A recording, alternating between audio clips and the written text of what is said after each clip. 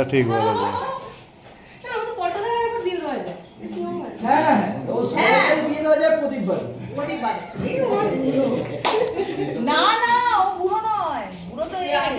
Hello guys, আবারও একটা blog নিয়ে চলে এসেছি তোমাদের সামনে। আর যেটা হচ্ছে ডুয়ার্সে আমাদের লাস্ট ব্লগ। উঠে পড়েছি বেশ অনেকটাই আগে, তারপর চান সেরে অনেকটাই রেডি, শুধু ড্রেসটাই যা চেঞ্জ করিনি। এই সাপটা এখানে ফোনা তুলেছিল, কিন্তু মোবাইলের ক্যামেরা অন করতে করতে সাপটা চলে যাচ্ছে, সেই জন্য ফোনা তোলার ছবিটা আর তুলতে পারলাম না। ঠিক এই জায়গাতেই কালকে আমরা হরিণ দেখতে পেয়ে সবাই মিলে ছুটেছিলাম অন্ধকারে। কি হতো যদি অন্ধকারে এই সাপটা বেরোতো। গাড়ি আমাদের এসে গেছে, আমরা একদম রেডি, সবাই মোটামুটি চলেও গেছে। প্রদীপ আর আমি লাস্ট যাচ্ছি। এই যে আমাদের দুটো গাড়ি পরপর দাঁড়িয়েই রয়েছে। এখান থেকে গাড়িতে উঠে আমরা যাব সোজা জলদাপাড়া অভয়ারণ্যে, কারণ আজ আমাদের 2টো থেকে আছে জলদাপাড়া সাফারি। কিন্তু তার আগে কিছু ফর্ম্যালিটি তো থাকেই, সেই সমস্তগুলো পূরণ করতে হবে। তারপর কিছুটা সময় আমরা এদিক ওদিক করে কাটিয়ে দুপুর 2টো থেকে সাফারি করে তারপর আমরা ওখান থেকে যাব নিউ আলিপুরদুয়ার স্টেশন। এখান থেকে আছে আমাদের ট্রেন পদাতিক বিকেল 5:40।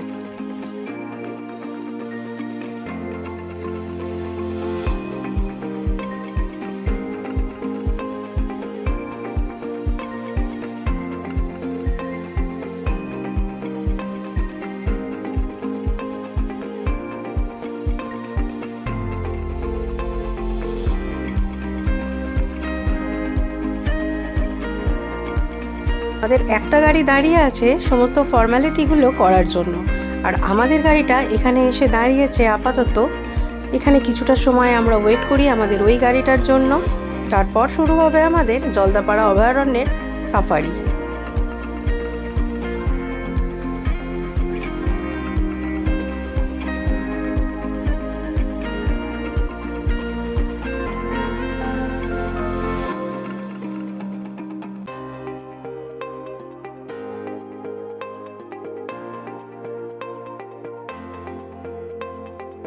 জলদাপাড়া সাফারি, যেটা আমাদের এই ট্যুরের লাস্ট সাফারি, সেটা করার টাইমও হয়ে গেছে আমাদের, আর আমরা বেরিয়েও পড়েছি সেই সাফারি করার জন্য। আমি তো ভীষণ রকম এক্সাইটেড, কারণ জলদাপাড়া সাফারি আমার প্রথমবার সাফারি, আর প্রত্যেকটা সাফারির আগেই ভীষণ এক্সাইটেড ফিল করি। চলো তাহলে জলদাপাড়া অভয়ারণ্যে প্রবেশ করি।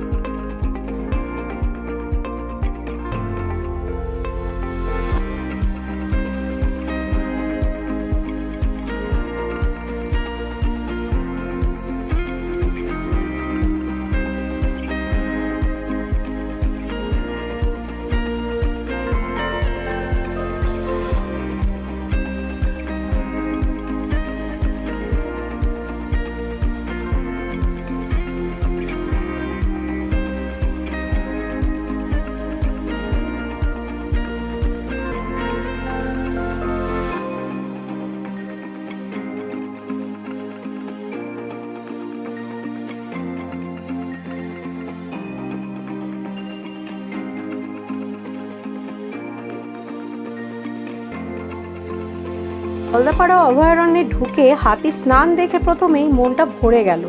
এত সুন্দর করে স্নান করছে, মাহুতোর গায়ে জল ছিটিয়ে ছিটিয়ে দিচ্ছে, আরও এত আরাম করে শুয়ে আছে জলের মধ্যে, যে এই অভয়ারণ্যে ঢুকে প্রথমেই আমাদের এই হাতির স্নান দেখে মনটা ভালো হয়ে গেল।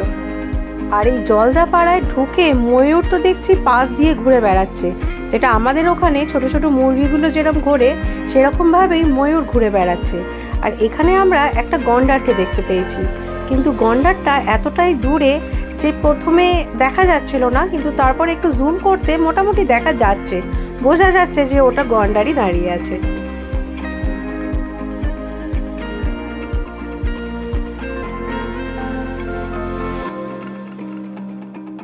আর এই যে এখানে আরও একটা হাতি তার বাচ্চাকে নিয়ে দাঁড়িয়ে দাঁড়িয়ে খাচ্ছে।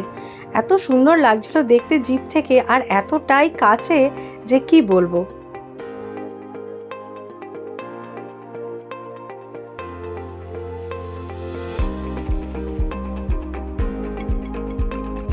এই যে এখানে একটা ময়ূর, আর ঠিক তার পাশাপাশি আর একটা হরিণ যে এখানে ঘাস খাচ্ছে।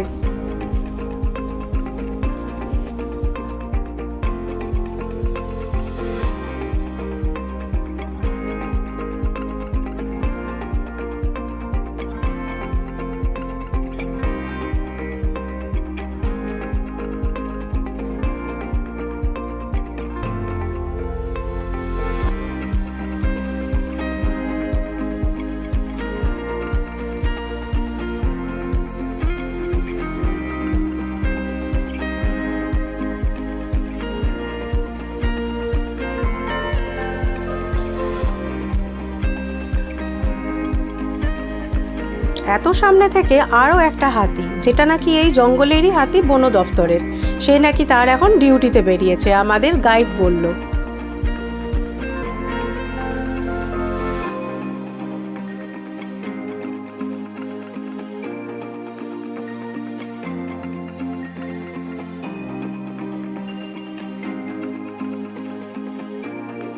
এখানেও ঘাসের আড়ালে আমরা দেখতে পেয়েছিলাম আরও একটা বন্য হাতিকে।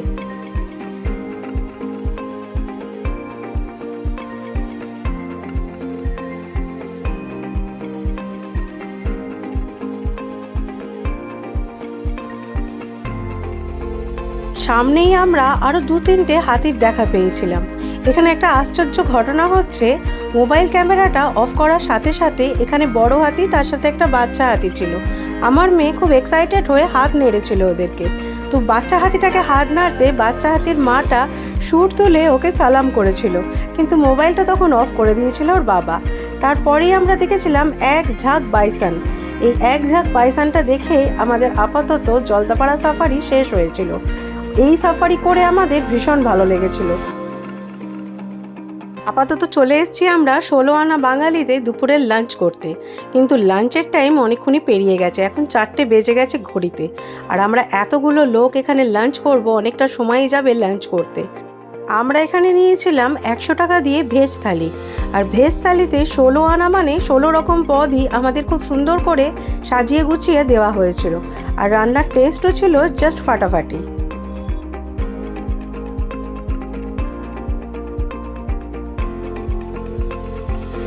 হাতে সময় খুব কম থাকায় আমাদের শেষের দিকটায় বেশ ছুটোছুটি করতে হলো। ছুটোছুটি করে শেষ মুহূর্তে আমরা উঠে পড়েছি যে যার কামরায়। এখানেই শেষ হলো আমার ডুয়ার্সের লাস্ট ব্লগ। আমাদের রাতের ডিনার উঠেছিল শিলিগুড়ি থেকে, আর রাতে আমরা ডিনারে করেছিলাম রুটি, তার সাথে এক তড়কা আর পনির বাটার মশলা। পরের দিন সকাল নেমে পড়েছি আমরা সবাই উত্তরপাড়া স্টেশনে, আর এখানেই শেষ হলো উত্তরপাড়া স্টেশন দিয়ে আমার ডুয়ার্সের লাস্ট ব্লগ। এই ব্লগটা এই অবধি, দেখা হবে অন্য কোনো ব্লগে। ততক্ষণের জন্য টাটা।